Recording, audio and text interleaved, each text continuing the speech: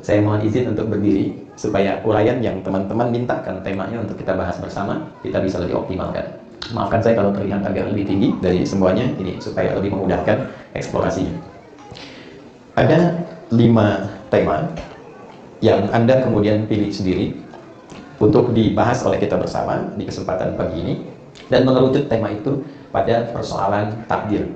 Ya, ridho terhadap takdir Allah Subhanahu wa Ta'ala. Sebetulnya nggak sampai semenit selesai bahasan ini.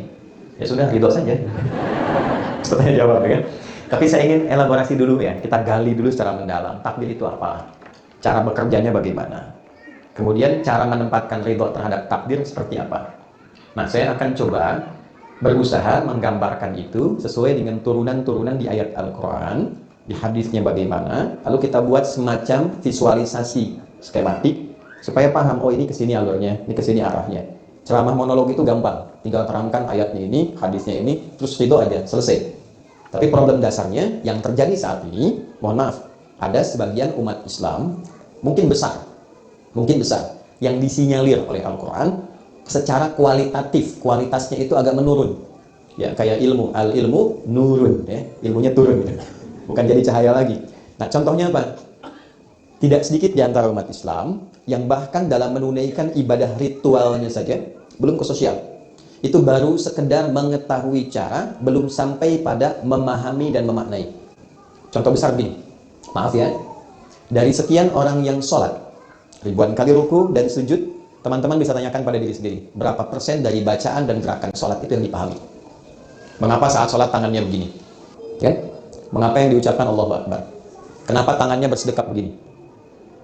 Apa pentingnya? Karena ternyata semua tuntunan ibadah dalam Islam, baik yang sifatnya ritual seperti sholat, ataupun ibadah sosial seperti zakat dan turunannya, ternyata itu seluruhnya memiliki makna.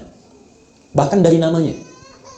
Oke, saya tanya teman-teman misalnya, nanti kita akan sholat kan, di waktu siang nanti kan, sholat apa namanya? Zuhur. Padahal waktunya siang. Siang itu kan nahar. Kenapa nama sholatnya zuhur? Sore itu masa, bahasa Arabnya. Tapi nggak ada sholat masa. Yang ada asar. Kenapa namanya asar? Ya?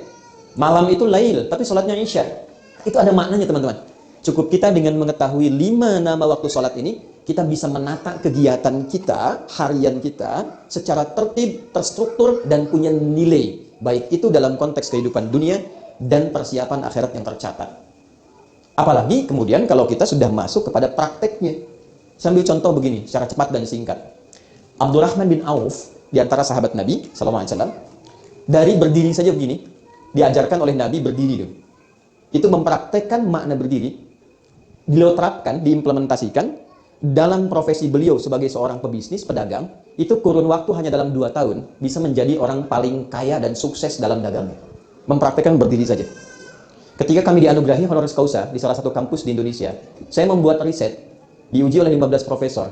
Salah satu kaitan risetnya tentang capaian Abdurrahman bin Auf, transformasi kehidupannya yang belajar dari prinsip berdiri dalam sholat. Ternyata ketika dihitung, itu valuasi hartanya ketika Nabi meninggal, kemudian beliau melanjutkan kinerja bisnisnya, dan wafat, itu valuasi hartanya 14.000 triliun. Kalau dinilai sampai sekarang. Dari modal nol. Dari berdiri. Bayangkan ya, itu kan belum salam gitu, baru berdiri. Ya, 40 sahabat Nabi, as-sadiqun al-awwalun, lintas usia. Kenapa dipilih oleh Allah dari anak paling kecil seperti Ibnu Abbas, dari sejak dini kecil, sampai kemudian berkembang jadi pemuda seperti Ali bin Abi Thalib, sampai yang senior seperti Abu Bakar As-Siddiq. Itu ada di 40 orang pertama yang masuk Islam, termasuk di dalamnya ada yang perempuan-perempuan, dimanapun mereka berpijak, seluruhnya sukses dan bahagia hidupnya. Sesuai dengan pilihan hidupnya masing-masing. Dan yang diajarkan pertama kali, itu sholat. Itu yang menjadi rahasia kenapa dari kecil, anak-anak kita itu diajarkan sholatnya dulu. Ya, kenapa? Karena kalau dari kecil maksimal pengetahuan tentang sholatnya, maka dia akan lebih mudah menata dirinya dan mengukir masa depannya pada apa yang ia harapkan. Saya nggak tahu kalau di Jepang ya, kalau di Indonesia itu kelasnya advance. Ya, baru TK sudah manasik gitu. Padahal Nabi ngajarin sholat kan? Nah, dasar itulah yang menjadikan titik tolak bahasan kita. Saya menginginkan pelajaran keislaman itu pendekatannya tidak hanya dengan pengetahuan tentang cara, tapi tentang pemahaman mengapa kita diminta melakukan itu dan apa dampaknya serta pengaruhnya bagi kehidupan kita. Karena agama itu diturunkan bukan ingin memberikan doktrin supaya kita sengaja atau sekedar ibadah saja secara ritual, bukan. Tapi menjelaskan tentang pedoman berkehidupan kita sampai pulang. Nah, karena yang dipilih adalah tentang takdir, dari pendekatan itu kita akan coba bahas tentang pemahaman takdir baik dalam Al-Quran ataupun hadis-hadis Nabi Muhammad SAW. Saya ingin pastikan dulu supaya teman-teman bisa mengakses dengan lebih baik. Mohon maaf, posisi papan tulis ini memungkinkan untuk terlihat? Maksud saya strategis terlihat ya, tidak perlu dipindah ya. Baik.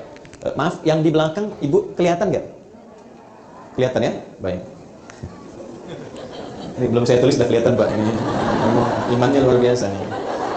Aura Balai Indonesia ini memberikan pendekatan yang berbeda sehingga belum saya tulis sudah kelihatan. Oke. Kelihatan Bu? Papan tulisnya kelihatan. Oke. Ini saya tulis pakai hijau dulu ya. Takdir. Ya. Apa itu takdir? 5.000 ya? 10.000? Saya serius? 20.000? Itu baru 500. Ya, saya serius 20.000. Waktu habis. Ada padahal. Ya, sekarang kita susun dulu ya, pelan-pelan supaya mengerti. Frame-nya kita turunkan dulu. Mudah-mudahan bisa diikuti dengan baik ya. Saya coba uraikan sepelan mungkin. Teman-teman gini. Ini maaf ya kalau saya agak dalam dulu secara teoritis supaya lebih mengerti arahnya kemana. Penerangan yang baik ini kebetulan ada pensosbudnya. Kan ada 3 faktor. Ada ontologisnya kalau di filsafat tuh, ada epistemologinya, ada aksiologinya. Konsep dasarnya apa? Membuat konsep itu jadi pedoman bagaimana? Lalu aksi kita, action kita apa menjalankan pedoman itu? Al-Quran ketika diturunkan pertama kali kepada Nabi, itu statementnya, keterangan Allahnya bukan menurunkan sebagai kitab bacaan. Ya. Walaupun saat dibaca ada apanya? Pahalanya. Saat dibaca ada mu'jizatnya. Untuk membedakan bacaan firman Allah dengan bacaan dari karya makhluk. Untuk menunjukkan Al-Quran bukan makhluk. Jadi beda, dari baca saja sudah beda. Anda baca Al-Quran, Quran 1 jam, 2 jam bisa tahan. Anda baca Al-Quran, 10 menit bisa ngantuk. Oke? Nah, Al-Quran dibaca ada pahalanya sebagai bekal untuk kita pulang. Kedua, semakin banyak dibaca, semakin menenangkan kepada hati. Jadi kalau Anda sedang punya masalah, ambil wudhu, menghadap kiblat, buka mushaf. Dan dahsyatnya kadang yang kita buka seketika suratnya sesuai dengan apa yang kita rasakan. Baru dibuka, baru dilihat sudah memberikan ketenangan. Itulah Al-Quran. Tapi fungsinya utamanya bukan itu. Fungsi utamanya, Quran surah kedua, Al-Baqarah ayat 185. Syahrul Ramadhan alladzi unzila fihi al-Quran hudal linnas. Quran surah kedua ayat 185. Allah turunkan Al-Quran sebagai pedoman hidup. Sebagai kurikulum kehidupan kita. Jadi memosisikan Al-Quran 6.236 ayat, 30 juz, 114 surah, dari Al-Fatihah sampai dengan An-Nas, itu isinya kalau kita keluarkan, seluruhnya tema-tema tentang kehidupan kita. Dari mulai dikandung, terlahir, tumbuh dewasa, sampai memilih pilihan hidup apa yang ingin dijalani. Dari kehidupan rumah tangga sampai ke aspek sosial. Ya, Imam Al-Bukhari itu, beliau menulis kitab fenomenal yang viral sampai sekarang, itu mengeluarkan tema di Al-Quran, keluarlah 97 tema. Lalu, tema-tema ini dibuat secara tematik sesuai dengan aktivitas kehidupan kita yang pernah dicontohkan oleh Nabi.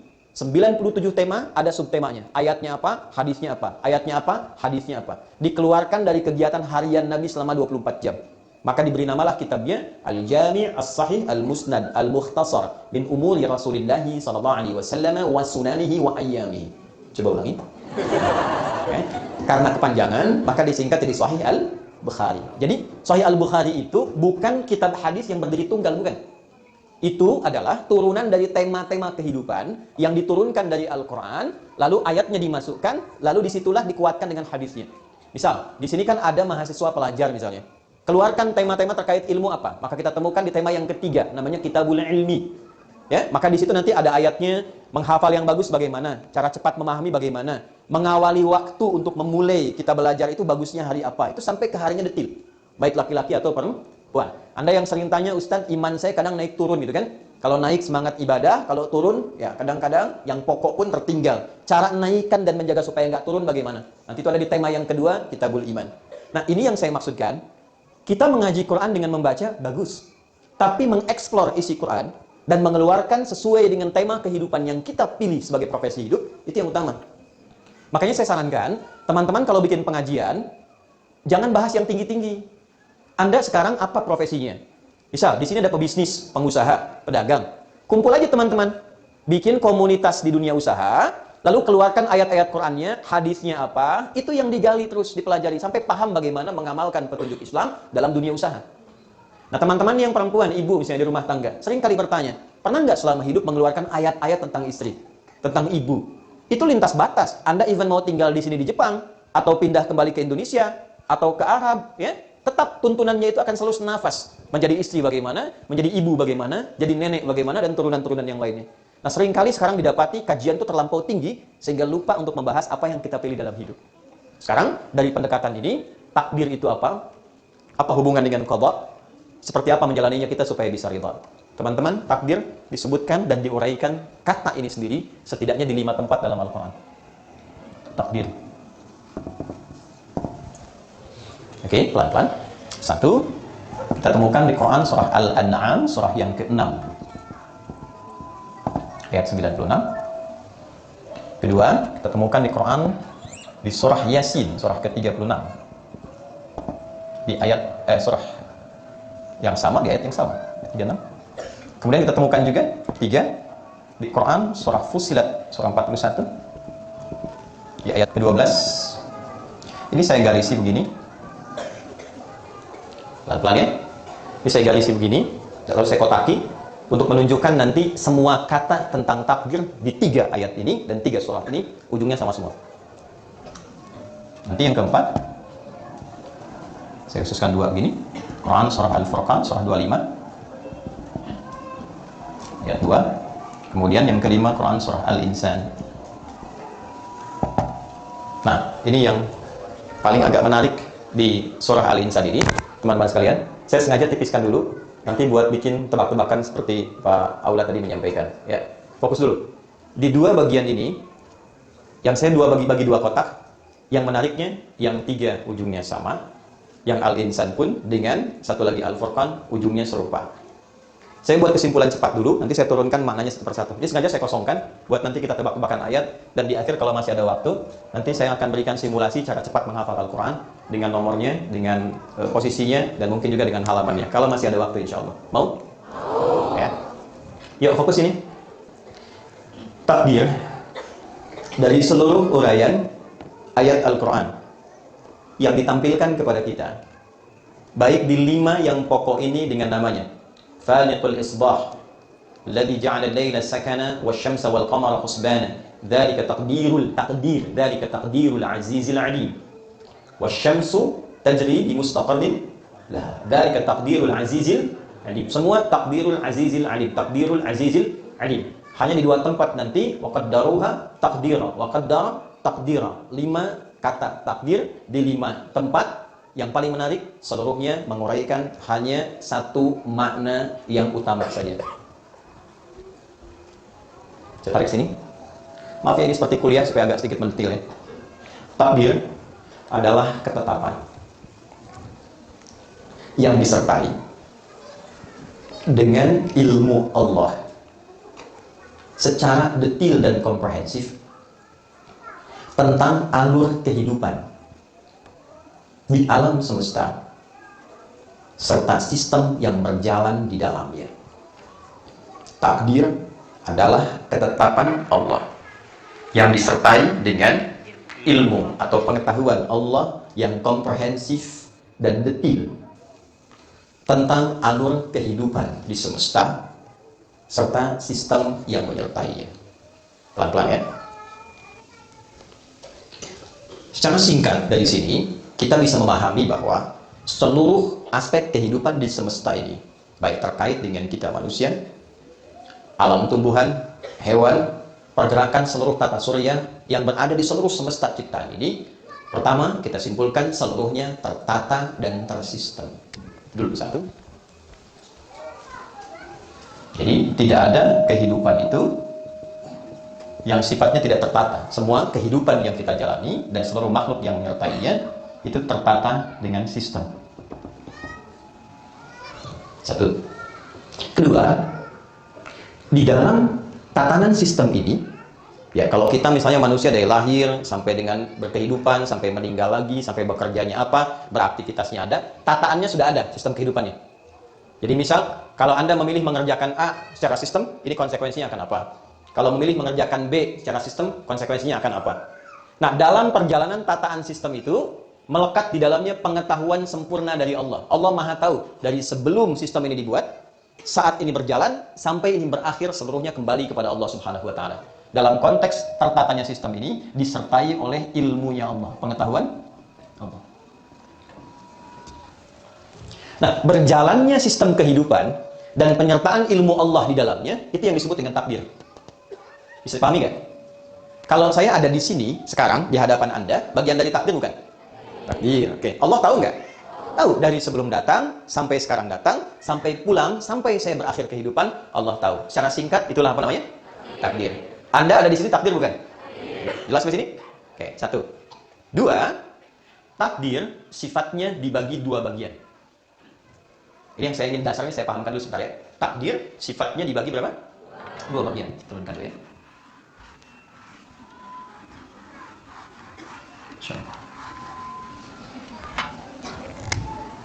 Ada takdir yang sifatnya given, tidak bisa diusahakan, tidak bisa diikhtiarkan.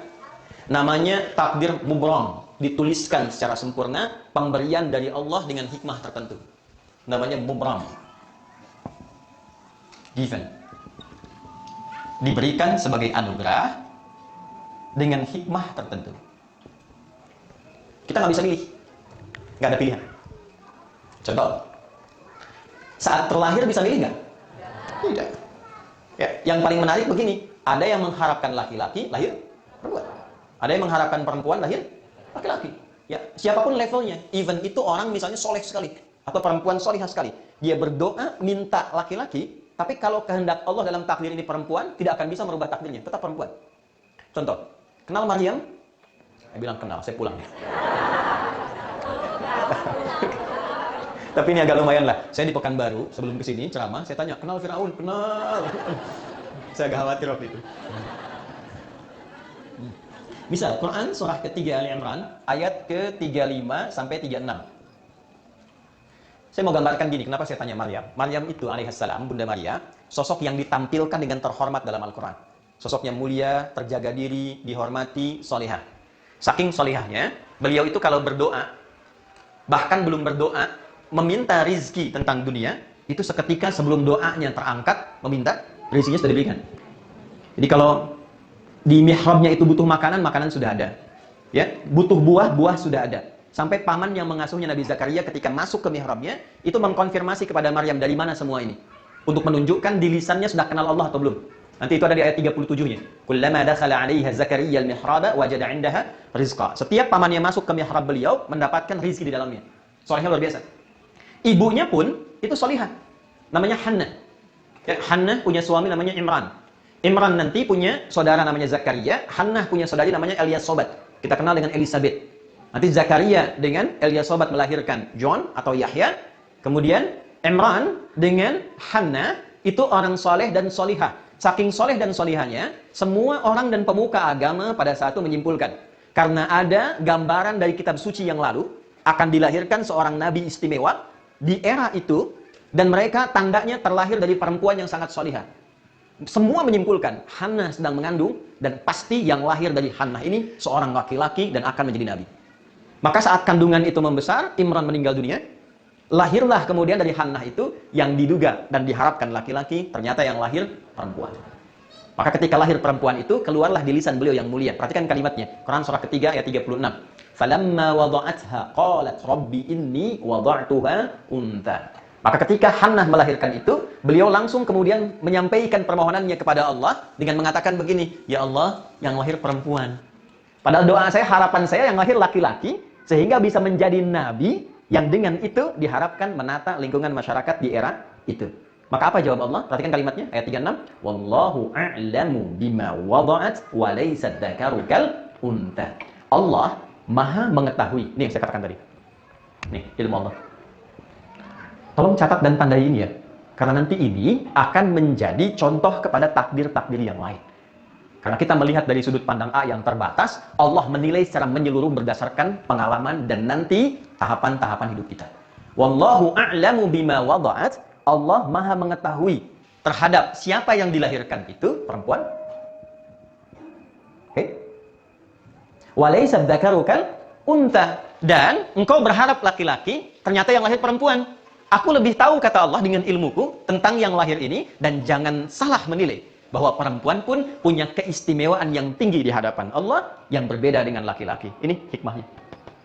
Jadi ketika semua berharap laki-laki unggul, laki-laki punya kehebatan tertentu, laki-laki yang bisa jadi nabi dan rasul, Allah berikan persepsi yang lain supaya tidak ada kesan bahwa ketika lahir perempuan itu sifatnya rendah. Disimpulkan setengah laki-laki. Disimpulkan tidak punya keistimewaan yang seperti laki-laki miliki. Kata Allah, di perempuan pun ada keistimewaan yang laki-laki nggak punya. Ya, jadi ini untuk memberikan kesan kalau lahir laki-laki, alhamdulillah. Kalau lahir perempuan pun, alhamdulillah. Karena Allah Maha tahu tentang hakikat kehidupan kita. Nah, di titik inilah kemudian ditunjukkan tentang kekuasaan Allah melalui penetapan takdir yang sifatnya tidak bisa dirubah. Paham nggak sampai sini?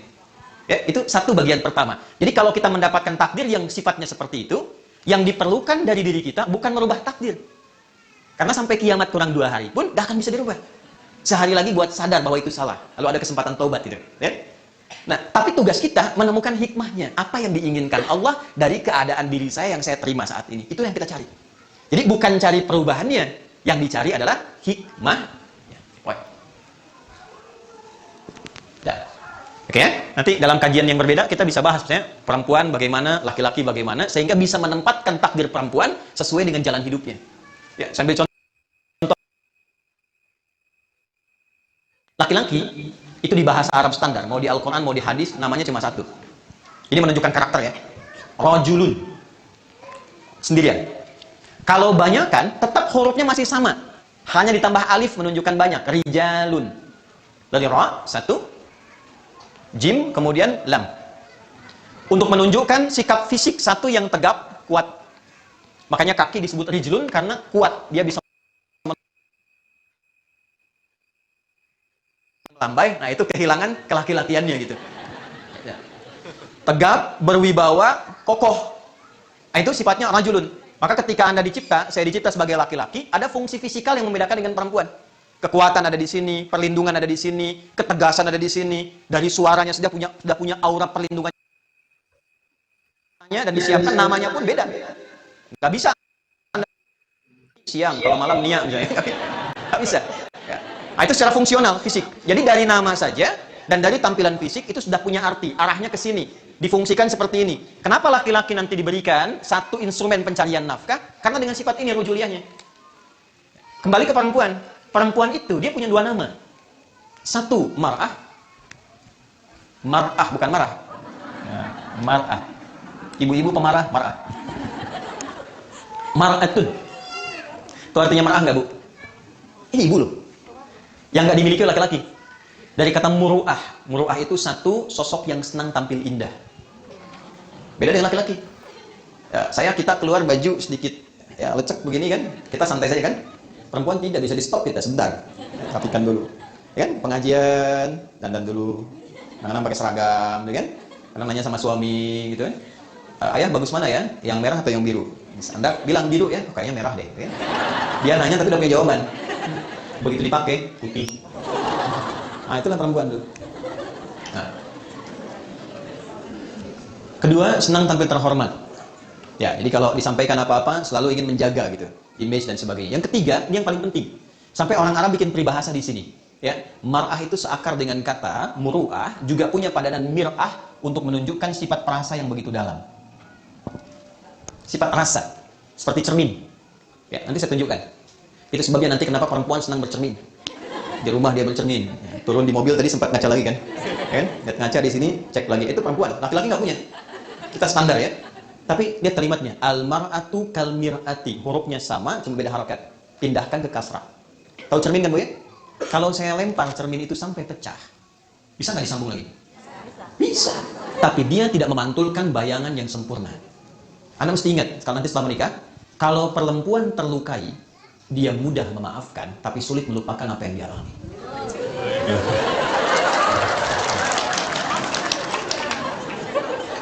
ahli sejarahnya.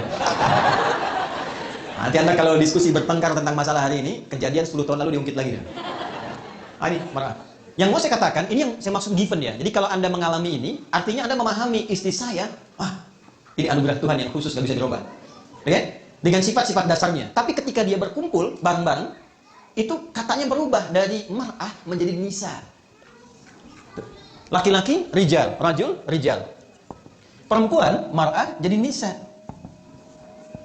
Jauh sekali. Apa itu nisa? Bukan. Jangan maksa. Udah salah maksa nih. Boleh ibu saya dikasih akses sedikit? Ada tempat untuk duduk? Itu ada ibunda saya datang belakang. Ayo masuk mas. Jarang-jarang beliau mau nyertai hari ini. Alhamdulillah, silakan. Gak apa-apa, kalau nggak ada nggak apa-apa, di tempat kasih bangku aja.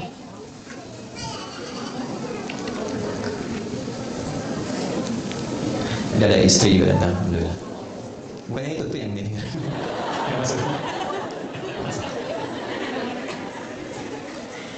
Ya, saya termasuk golongan yang bertauhid, istrinya satu. Sudah, ke sini. Bunda ada yang patah hati. Ayo sini, lihat sini. Dari mar'ah jadi nisa. Nisa itu bukan perempuan, bukan wanita. Nisa itu perempuan-perempuan. Nggak pakai O, perempuan-perempuan. Kenapa bentuknya dijamakkan dan berubah jadi nisa? Akarnya seakar dengan kata nasa. Nasa itu artinya yang mudah mengungkapkan apa yang dirasakan. Di perempuan itu, sependiam apapun, kalau bertemu dengan kawannya bisa cerita. Dan kadang yang diceritakan itu yang seharusnya tidak diungkapkan. Gitu. Judulnya pengajian, apa kabar Jeng? Baik, sehat. Anak-anak gimana? Ceria. Suami gimana? Disitulah masalahnya. Sekarang bisa bikin status tuh. Nggak ada orang sudah bisa nulis. Nah ini saya mau tunjukkan karakter-karakter ini itu bawaan saat takdir ditetapkan. Anda laki-laki, Anda perempuan, itu nggak bisa dirubah. Kalau dirubah, maslahat hidup yang akan dilalui ke depan itu jadi tidak terdapatkan. Kan kita sepakat Allah Maha Tahu, Allah Maha Kuasa. Dengan ilmunya menata semua kehidupan di semesta ini. Jadi saat memilih kita laki-laki, Anda perempuan, artinya itu yang paling maslahat, yang paling sesuai, yang paling baik, yang paling bisa dilalui dalam hidup ini sampai pulang menghadap Allah. Nah, pada takdir yang semacam ini, yang tidak bisa dirubah termasuk dengan doa, Anda kalau nggak percaya silakan. Doa di masjid paling mustajab di muka bumi ini, Masjidil Haram. Doa 24 jam, minta sama Allah, Anda, ya Allah ganti saya jadi perempuan. Nggak akan pernah terjadi. Karena masuknya apa? Masuk kategori takdir mubrom yang diberikan sesuai dengan maslahat hamba saat dicipta. Pada yang seperti ini, memaksa untuk merubahnya, hukumnya haram. Ini tidak, ini anti perubahan. Quran surah keempat ayat 117 sampai dengan 119. Ya, saya sebutkan cepat saja ya. La'anahullah, setan dilaknat oleh Allah Subhanahu wa taala. Sudah? Kemudian dia mendeklar, saya akan dengan laknat ini, saya akan jadi musuh manusia yang diantara fungsi saya, wala udillannahum, wala umanniyannahum, saya akan sesatkan manusia, saya buat diantaranya pandai berangan-angan, sehingga lupa dengan realita kehidupan. Perhatikan, fala yughayyirunna khalqallah, yang ketiga, dengan angan-angan dan fantasi itu, saya masukkan dalam relung kolbunya, diantaranya untuk merubah fitrah penciptanya. Rata-rata kan yang ingin memutuskan diri berubah gender karena fantasi kan awalnya. Ya kan? Bukan karena kesimpulan bahwa, oh saya ini seorang perempuan yang terperangkap dalam fisik laki-laki. Bukan. Kan hayalan aja imajinasinya. Ya karena banyak fantasi, banyak imajinasi, dilekatkan oleh setan, maka dipandu ia untuk merubah keadaan dirinya dan merubah fitrah yang diberikan oleh Allah pada golongan takdir yang pertama. Biasanya, maaf ya, biasanya, kalau sistem yang pertama ini diberikan dan kemudian dipaksa untuk berubah, itu tidak mudah menjalani hidupnya. Karena keluar dari tata kehidupan yang awal. Itulah sebabnya diharamkan itu bukan ingin membatasi kita dalam satu kehidupan, tapi untuk menjaga keadaan kita tetap terhormat dan baik dalam berkehidupan. Haram itu seakar dengan kata hormat. Hormat itu di bahasa Arab. Ya. Haram terambil dari kata hormat, diturunkan hukum haram untuk menjaga keadaan kita tetap terhormat. Bukan ingin membatasi ruang gerak kita. Sebab kalau Anda kerjakan perbuatan itu, kehormatan Anda akan runtuh. Korupsi itu dilarang, bukan ingin membatasi Anda mengumpulkan harta, bukan. Tapi untuk menjaga Anda supaya tidak jatuh kehormatan Anda. Sebab kalau Anda korupsi, kehormatan Anda jatuh. Anda mencuri, kehormatan Anda jatuh. Allah punya sikap kasih dan sayang, tidak menginginkan dengan sayangnya hamba kehilangan kehormatannya. Maka turunlah hukum yang disebut dengan haram. Kenapa haram mencela? Sebab ketika mencela, Anda pasti jatuh kehormatannya. Keluar dari sini, Anda cela orang. Ya, orang akan kebingungan. Yang ada menyimpulkan bahwa di lisan Anda ada sesuatu yang kurang terhormat. Itulah sebabnya muncul hukum haram. Takdir yang pertama ditetapkan oleh Allah, selain mengantarkan kita pada kemaslahatan selama hidup, juga menjaga keadaan diri kita tetap terhormat. Kalau nggak percaya ya, Anda keluar dari sini, langsung katakan pada istrinya, mama, apa kabar, gitu ya. Kehormatan Anda hilang terus seketika. Nah ya. Satu, paham ini ya? Jadi nggak usah aneh-aneh. Pada sesuatu yang ditoleransi, boleh. Misalnya rambut dicat misalnya kan. Nah, dengan cat yang dibenarkan. Yang tidak benar kan cat tembok, cat yang dibenarkan dari sudut pandang warna ya, misalnya merah gitu, boleh ya. Tapi yang menunjukkan kepalsuan itu dihukumi terlarang. Untuk menunjukkan saya masih tetap muda, sehingga yang putihnya diganti jadi hitam, saya kan, supaya kelihatan muda dengan motif itu. Motifnya yang dilarang asalnya, bukan catnya. Motifnya yang dilarang. Tapi kalau Anda ingin cat untuk menunjukkan sesuatu yang lebih baik, misalnya menunjukkan semangat tanpa menutupi asal fitrah, itu masih boleh dibenarkan. Jelas di sini? Nah, jadi tampilan-tampilan yang ada tugasnya mengeksplor, bukan merubah keadaan dirinya. Saya nggak tahu sampai saat ini Anda sudah mengeksplor itu atau belum. Bisa. Ini kan tadi saya katakan, pernah nggak mengeluarkan ayat-ayat tentang perempuan, tentang laki-laki? Ya, fungsi mata apa, fungsi telinga apa? Telinga pada laki-laki sifatnya bagaimana? Lisan pada perempuan sifatnya bagaimana? Kaki pada laki-laki sifatnya bagaimana? Kaki pada perempuan sifatnya bagaimana? Di Quran itu detil diturunkan, di hadis detil dijelaskan. Sampai perjalanan hidupnya. Kalau jadi anak mesti bagaimana? Ya, jadi suami mesti bagaimana? Sebelum menikah itu sudah ada ayatnya. Dan dikasih bocor halus dalam Quran. Nanti masalah yang akan terjadi dalam rumah tangga akan seperti ini. Di laki-laki begini, di perempuan begini, di anak begini, di suami begini, di istri begini, dengan ibu mertua mungkin begini, dengan bapak mertua mungkin begini. Solusinya seperti ini, ada semua. Rata-rata persoalan rumah tangga terjadi dan tidak bisa diselesaikan bukan karena kurang harta, bukan karena kurang tinggi kedudukan, tapi kurang mempelajari pedoman hidup dalam menjalani takdir kehidupan itu.